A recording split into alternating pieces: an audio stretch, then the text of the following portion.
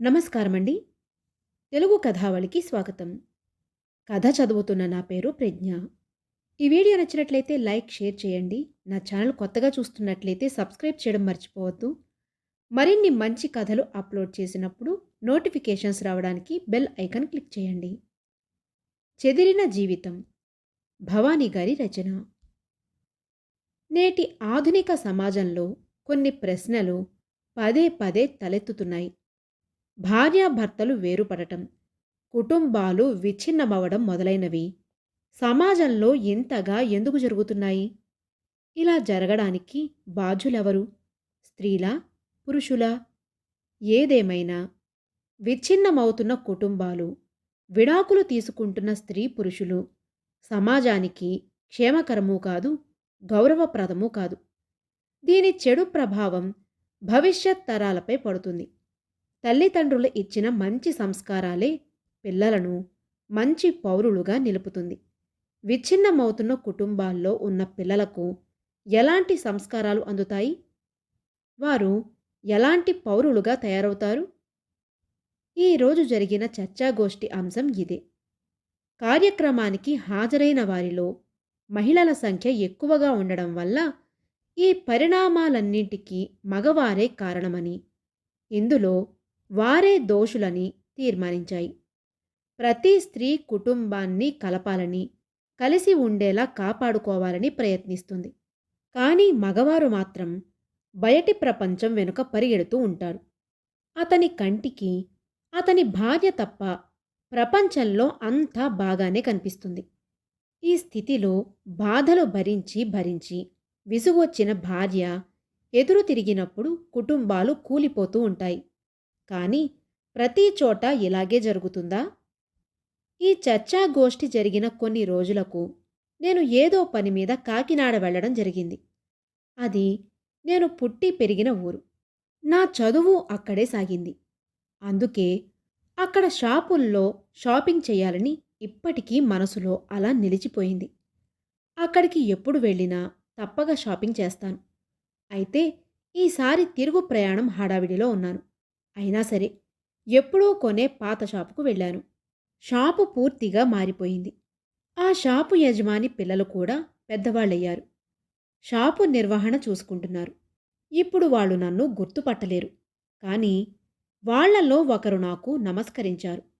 షాపులో మరో వ్యక్తి కూడా ఉన్నారు.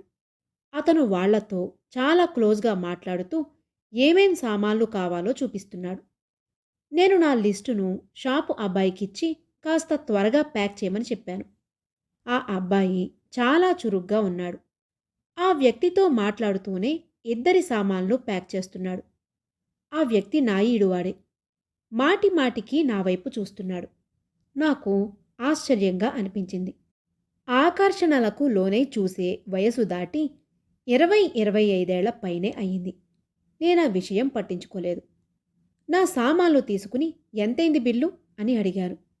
మీ డబ్బులు ఇచ్చేశా అన్నాడతడు. నాకు ఆశ్చర్యం వేసింది. ఈ అబ్బాయికి ఏమైనా పిచ్చా అనుకుని డబ్బులు ఇచ్చేశారా? నేను నీకు ఇవ్వలేదు కదా అన్నాను. అంకుల్ ఇచ్చేశారు అన్నాడా అబ్బాయి. ఏంటి? నేను కలగన్నానా? నేను తీసుకున్న సామాను విలువ 250-300 రూపాయల వరకు ఉంటుంది. ముక్కు మొహం తెలియని వ్యక్తి అంత డబ్బు చెల్లించాడా? అతను పిచ్చివాడా? లేక డబ్బు ఎక్కడ పెట్టుకోవాలో తెలియక ఇచ్చాడా అని ఆలోచిస్తూ అతన్ని ఆపాదమస్తకం పరిశీలనగా చూశాను. చూడచక్కని రూపం, మంచి కుటుంబానికి చెందిన లక్షణాలు అతని ముఖంలో స్పష్టంగా కనిపిస్తున్నాయి. కానీ నాకు అపరిచిత వ్యక్తి. ఎప్పుడూ ఎక్కడా చూసినట్టుగా కూడా అనిపించడం లేదు. అలాంటి వ్యక్తి ఇంత బిల్లు ఎందుకు చెల్లించాడు? అసలు విషయం ఏమై ఉంటుంది అని ఆలోచిస్తూ అతని వైపు చూశాను. అతను చిరునవ్వు నవ్వుతూ కనిపించాడు. నాకు కంగారుగా అనిపించింది. అది మిట్ట మధ్యాహ్న సమయం. అతని గురించి తప్పుగా ఆలోచించడానికి మనసొప్పడం లేదు. అతను నా దగ్గరకు వచ్చి పద ఎక్కడైనా కూర్చుందాం అన్నాడు. ఆ మాట విని నేను షాక్ అయ్యాను. చాలా సన్నిహితంగా వ్యవహరిస్తున్నాడు. ఎవరితను అని ఆలోచించసాగాను. నేను ధైర్యం కూడదీసుకుని బిల్లు డబ్బులు తీసుకోండి అన్నాను. అరే, నువ్వు నన్ను గుర్తుపట్టలేదా అన్నాడు. నేను తడబడ్డాను. ఇతనెవరో నాకు చాలా సన్నిహితుడే. బిల్లు చెల్లించడం, రెస్టారెంట్కి పదమని అధికారపూర్వకంగా చెప్పేంత సన్నిహితుడు. కానీ నేనెందుకు గుర్తుపట్టలేకపోతున్నాను? ఎంత ఇబ్బందికరమైన పరిస్థితి. బహుశా అతను నా మానసిక స్థితిని అర్థం చేసుకున్నట్లుంది. ఇప్పటికీ గుర్తుపట్టలేదా చిన్ని అన్నాడు. చిన్ని, ఈ పేరు మర్చిపోయి చాలా కాలమైంది. నా చిన్నతనంలో మా ఇంట్లో వాళ్ళు, చాలా దగ్గర వాళ్ళు మాత్రమే నన్ను చిన్ని అని పిలిచేవారు. నేను చేసేదేం లేక గుర్తుపట్టలేదని తల అడ్డంగా ఊపాను. అతను పగలబడి నవ్వసాగాడు. నువ్వెప్పుడు గుర్తుపడతావులే, పద నెస్ట్లో కూర్చుందాం అనగానే, నెస్టా? నువ్వు అజయ్ కదూ అన్నాను, ఆశ్చర్యం ఆనందం కలగలిపి. హమ్మయ్య, బ్రతికించావు. నువ్విప్పుడు ఎక్కడ పోలీసుల్ని పిలుస్తావో, ఈ వయసులో ఈవ్టీజింగ్ కేసులో జైలు పాలవుతానేమోనని భయపడ్డాను అన్నాడు భయంగా. నువ్వింతగా లావైపోతే నేనెలా గుర్తుపట్టగలను మరి? నేనేనా లావయ్యింది? నువ్వు లావయ్యావు, కానీ ముఖం పెద్దగా మారలేదు. నువ్వేంటి ఇక్కడ? నువ్వు బెంగుళూరులో నీ ఫ్యామిలీతో సెటిల్ అయ్యావని విన్నాను. పద ముందు కూర్చుందాం అన్నాడు. నెక్స్ట్ రెస్టారెంట్ దగ్గరలోనే ఉంది. అక్కడికెళ్ళి కూర్చున్నాక అజయ్ మాట్లాడటం మొదలుపెట్టాడు. కొద్ది రోజులుగా నువ్వు చాలా గుర్తొస్తున్నావు. నా మనసులో నీ గురించి ఆరాటం ఉంది. అందుకేనేమో నువ్వు కనిపించావు అన్నాడు. ఒక్కోసారి గతం ఎంతో గుర్తుకు వస్తుంది. కానీ నువ్వు నా గురించి ఎందుకంతగా గుర్తు చేసుకుంటున్నావు? ఏమైనా విశేషముందా అని అడిగాను. అజయ్ ఒక్కసారిగా గంభీరంగా, ఉదాసీనంగా మారిపోయాడు. బాగా అలసిపోయాను చిన్ని, ఒంటరిగా ఉన్నాను. అదేంటి? నీతో నీ కుటుంబం ఉంది, ఎంతో గొప్ప బాధ్యతాయుతమైన పదవిలో ఉన్నావు. మరి ఒంటరితనం ఎలా? అర్థం కాక అడిగాను. నా స్టూడెంట్ లైఫ్లోని సంఘర్షణ నీకు గుర్తుండే ఉంటుంది అన్నాడు. గుర్తుంది, అయినా ఆ గతాన్ని మర్చిపోవడమే మంచిది అన్నాను. అజయ్ నిజంగానే బాగా అలసిపోయినట్టు, బాధలో ఉన్నట్టు కనిపించాడు. నేను మాట మారుస్తూ, ఇక్కడికి రాగానే పాత ఫ్రెండ్స్ అందరూ గుర్తుకొస్తున్నారు కదా. అవును, మనందరం ఒక కొమ్మ పువ్వులం కదా. కానీ జీవన ప్రయాణంలో వేరుపడి తలో దిక్కు అయ్యాం. మళ్ళీ కలిసే వీలే లేకుండా పోయింది. కానీ నువ్వు నాకు చేసిన ఉపకారం నేనెప్పటికీ మర్చిపోలేను అన్నాడు. ఇది కరెక్ట్ కాదు అజయ్. క్లాస్లో అందరూ నీ గురించే ఆలోచించేవారు. నీ అవసరాలను తీర్చేవారు. మేమందరం కలిసి పోరాడి నీ ఫీజు మాఫీ చేయించాం. మేమందరం చందాలు వేసి నీ ఇతర ఖర్చులకు డబ్బు సమకూర్చాం. మరి నువ్వు నా పేరు మాత్రమే ఎందుకు చెబుతున్నావు? నేను అందరి పట్ల కృతజ్ఞతాభావం కలిగున్నాను. కానీ నీ విషయం ప్రత్యేకం. నువ్వు నన్ను చూడగానే ఆకలిగా ఉన్నాననే విషయం గుర్తుపట్టేదానివి. ఇదే రెస్టారెంటుకు తీసుకువచ్చో, మీ ఇంటికి తీసుకువెళ్ళో నాకు కడుపు నిండా తిండి పెట్టేదానివి అన్నాడు. పోనీ, ఇప్పుడు నువ్వు బెంగుళూరులో సెటిల్ అయ్యావు కదా. అవును, అయితే ఇప్పుడు ఇక్కడికి వచ్చాను. ఇక్కడ ఎక్కడికి? యూనివర్సిటీలో జాయిన్ అయ్యాను. ఇక్కడ అక్కడి కంటే రెట్టింపు జీతం ఇస్తున్నారు. మరి అక్కడ ఇల్లు, పిల్లలు? ఎలా ఉందో అలాగే ఉంది. పిల్లలు కాలేజీలకు, ట్యూషన్లకు వెడుతున్నారు. నా భార్య బొటిక్ నడుపుతోంది. బొటిక్తో నెలకు 70-80 వేల ఆదాయం వస్తోంది. అంత సంపాదన మాటలు కాదు కదా అన్నాడు. నువ్విక ఒంటరిగా ఉంటావా? గవర్నమెంట్ బంగ్లా, కారు, పనివాళ్ళు అన్నీ ఇచ్చింది. ఇక సమస్య ఏముంది? సమస్యల్లా ఈ వయసులో ఒంటరిగా ఎలా ఉంటావన్నదే అని అడిగాను. చాలా ప్రశాంతంగా ఉంటాను. నువ్వు కూడా ఒంటరిగానే ఉంటున్నావు కదా. అజయ్, నువ్వు తప్పు చేస్తున్నావు. నా విషయం వేరు. భర్త లేడు. ఆయన చనిపోయాక నేను ఒంటరిగా ఉంటున్నానంటే అది నా నిస్సహాయత. అత్తవారింటికి గాని, పుట్టింటికి గాని ఎక్కడికి వెళ్ళి ఉన్నా బాబు చదువు పాడవుతుంది. ఇప్పుడు బాబు 10th చదువుతున్నాడు. నేను ఉన్న చోట చదువుకు తగ్గ సౌకర్యాలు లేవు. అందుకే నేను ఒంటరిగానే ఉండాల్సి వచ్చింది. అప్పుడు నా ముందు ఒక లక్ష్యం ఉంది. కానీ నిన్ను చూస్తూ ఉంటే ఇంటి నుండి పారిపోవాలనే. నువ్వు చెప్పేది నిజమే. భార్యా పిల్లలతో ఉండడం నాకిప్పుడు కష్టంగా ఉంటోంది. అక్కడ నా ఆత్మాభిమానాన్ని దెబ్బకొట్టే విధంగా ప్రవర్తిస్తున్నారు అని చెప్పాడు. నేను నివ్వెరపోయాను. ఎవరు చేస్తారిలా? అడిగాను. నా భార్య ఎదిగిన పిల్లలు. పిల్లలా? కానీ అవును, పిల్లలే. వాళ్ళు పుట్టినప్పటి నుండే వాళ్ళ తండ్రి స్థాయి చెత్త ఏరుకునే వాళ్ళకంటే ఎక్కువేమీ కాదని, నేను ఈ రోజున ఈ స్థితిలో ఉన్నానంటే అది వాళ్ళ అమ్మ దయ వలనే అని పిల్లలకు నూరిపోశారు. నువ్వేం చెబుతున్నావు అజయ్? నువ్వు సాధించినదంతా నీ స్వయం కృషితోనే పొందావు. అప్పుడు నీ జీవితంలో నీ భార్య ఉనికే లేదు. ఎన్నో ఏళ్ళు ఉద్యోగం చేసిన తరువాత కదా నువ్వు పెళ్లి చేసుకున్నావు. ఈ మాట నువ్వంటున్నావు. కానీ నా పిల్లలు వేరుగా అర్థం చేసుకుంటున్నారు. నేను ఎందుకు పనికిరాని వాడిగా ఉంటే నా భార్య నన్ను యోగ్యుడిగా తయారు చేసిందని, అది కూడా పూర్తి యోగ్యుడిగా కాక ఒక మోస్తరుగా పనికి వచ్చే విధంగా అయ్యానని వాళ్ళు భావిస్తారు. మరో కుటుంబం కూలిపోయేందుకు సిద్ధంగా ఉందని అనిపించసాగింది. కానీ ఇక్కడ నా అవగాహనకు విరుద్ధంగా దీనికి భార్య బాధ్యురాలు. అజయ్ గురించి నాకు బాగా తెలుసు. అతను జెంటిల్మెన్. ఇతరులతో గొడవ పడటం కాదు కదా, కనీసం ఓ మాట అనడానికి కూడా వెనకాడతాడు. ఇలా ఆలోచనల్లో ఉండగానే బేరర్ చాలా ప్లేట్లు పెట్టి వెళ్ళాడు. నాకు ఆశ్చర్యంగా అనిపించింది. ఇదేంటి అజయ్, ఇవన్నీ ఎవరు తింటారు? ఈరోజు నన్నాపకు చిన్ని. నువ్వు నాకు చాలా తినిపించావు. నీకు కనీసం పల్లీలు తినిపించే స్తోమత కూడా నాకు ఉండేది కాదు. నీకు ఇష్టమైన పెసరట్టు తెప్పించాను. ప్లీజ్ తిను అన్నాడు అభిమానంగా. నాకు కళ్ళల్లో నీళ్లు తిరిగాయి. నాకు ఏమిష్టమో ఈ రోజుకి ఎంత బాగా గుర్తుపెట్టుకున్నాడు అనిపించింది. అజయ్, వయసు పెరగడంతో పాటు తినే తిండి తగ్గిపోతుంది అన్నాను. మనమింకా అంత ముసలివాళ్లం కూడా కాలేదులే. సరే మొదలుపెట్టు అన్నాడు. అజయ్, నీ విషయం నాకు చాలా వింతగా అనిపిస్తోంది. నువ్వు శాశ్వతంగా ఇక్కడే ఉండిపోవడానికి వచ్చావా? నేనిక్కడ ఉద్యోగంలో చేరానని చెప్పానుగా. జోక్ అనుకున్నావా? అది కాదు.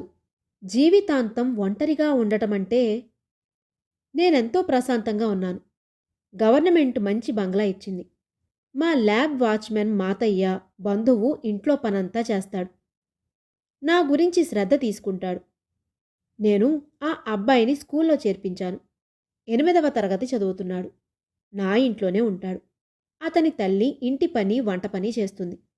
నేనెంతో హాయిగా ఉన్నాను అన్నాడు. నీ కుటుంబంతో ఇన్నేళ్ళు అలవాటు పడ్డావు. అక్కడి నుండి ఇక్కడికి వచ్చి కొత్త అలవాట్లు చేసుకోవడం కష్టంగా అనిపిస్తుంది కదా? అవును, కష్టంగానే అనిపించింది. అన్ని అలవాట్లు మార్చేసుకున్నాను. ఇప్పుడంతా బాగానే ఉంది అన్నాడు. అజయ్, నువ్వు ఆవేశంలో ఇలాంటి నిర్ణయం తీసుకున్నావని అనిపిస్తోంది. అజయ్ చెయ్యి ఎత్తి, కాదు చిన్ని, ఇది భావనలు, ఆవేశాలకు సంబంధించిన విషయమే కాదు. ప్రేమ, ఆత్మీయత, అనుబంధం లాంటి పదాలు నేను ఎప్పుడో మర్చిపోయాను. ప్రపంచంలో అందరికంటే నాకు ఎవ్వర్ని దగ్గరగా భావించానో వాళ్ల నుంచే నాకు అవి లభించలేదు. నేను ఆశించను లేదు. కానీ ఇంటి పెద్దగా కాస్త గౌరవాన్ని పొందే హక్కు నాకు ఉందా లేదా? నా ఇంట్లో ఇప్పటి వరకు నాకది లభించలేదు బాధగా అన్నాడు. అసలు అలా ఎందుకు జరిగింది? నేను కాలేజీలో టాపర్ననే విషయం నీకు తెలుసు కదా. పరీక్షలు అవ్వగానే నువ్వు పెళ్లి చేసుకుని అత్తవారింటికి వెళ్ళిపోయావు. నీతో చదువుకున్న వారి గురించి అసలు తెలుసుకునే ప్రయత్నమే చేయలేదు నువ్వు. ఏం చెయ్యను, ఆయన ఉద్యోగం అలాంటిది. ఈరోజు కాశ్మీర్లో ఉంటే రేపు కన్యాకుమారిలో. ఏదేమైనా పరీక్షలు పాసవగానే ఒక ఇంటర్వ్యూలో నాకు మంచి ఉద్యోగం దొరికింది. రికమెండేషన్లు, లంచాల అవసరం లేకుండానే ఆకర్షణీయమైన జీతం, బంగ్లా, కారు, అన్ని సదుపాయాలు కంపెనీ ఇచ్చింది. దాంతో పెద్ద పెద్ద సంబంధాలు రావడం మొదలైంది. నాకు ఊర్లో నాన్నమ్మ తప్ప ఎవ్వరూ లేరు. విద్యావంతులు, ధనవంతుల గురించి ఆమెకు ఏం తెలుసు పాపం? ఒక కుటుంబం సంబంధం మాట్లాడి నాకు తమ కూతుర్నిచ్చి పెళ్లి చేశారు. ఒంటరివాడినని చూసి నన్ను మోసం చేయలేదు వాళ్ళు. నల్లగా ఉన్న అమ్మాయినో, లోపాలున్న వధువునో, చదువు లేని అమ్మాయినో నాకు అంటగట్టలేదు. ఎంఏ చదివిన అందమైన, సొసైటీలో ఎలా మెలగాలో తెలిసిన మోడ్రన్ స్త్రీ నా భార్య. ఇది సంతోషించదగ్గ విషయమే కదా అన్నాను.